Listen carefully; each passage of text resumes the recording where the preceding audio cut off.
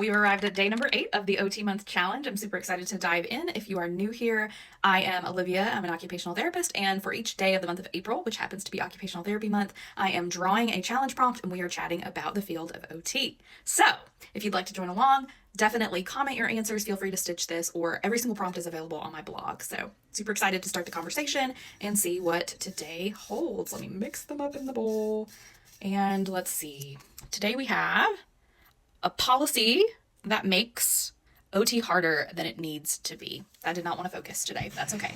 So this one is definitely one of our more serious prompts of the month, but something that I think we can start a conversation and really make change in this area. And something that I've noticed in this area, it's not necessarily a policy, but it's just like the way that the field is trending, is we are moving from more like salaried OT positions to more hourly positions. And there have been a lot of really awesome benefits of being hourly employees, flexibility, that sort of thing. But as we are kind of trending down that slope, there are also negative things that are happening. And one of the things is that when we are hourly employees, these big companies and these big corporations are more easily able to kind of manipulate what they are paying us for and stipulate what classifies and quantifies as something that's billable versus non-billable. And so we're losing our ability to kind of be as holistic as we once were, essentially. When we were paid a salary, we could show up at our job, we would see our clients, and we would write our notes and do our evaluations, have any meetings that we needed to do,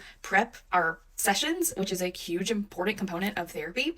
All of those things were encompassed in our salary. But as we've become more flexible in our jobs, these hourly roles are starting to stipulate that we can only spend a certain amount of time doing non-billable tasks, which are tasks that are not therapy, things that don't make the company money from insurance. So those are things like I mentioned, like meetings and prep work and documentation. We are not able to always earn money from doing those tasks. And so a lot of them have kind of gotten worse over time because therapists are not getting paid to do them. And with those hourly roles, sometimes we're not getting benefits, we're not getting retirement, we're not getting healthcare coverage, we're not getting all of those things that we once got as a profession and things that I think professionals should be entitled to. Now, I'm not saying you need to take advantage of all those or that those are right for every single person, but the fact that it's starting to become more difficult to find roles in our professional degree area that don't offer benefits is disheartening and sad. And so that's something that I think we can advocate for in the future, knowing our value, knowing our worth, and knowing the value of the indirect time to the therapy itself. See you tomorrow.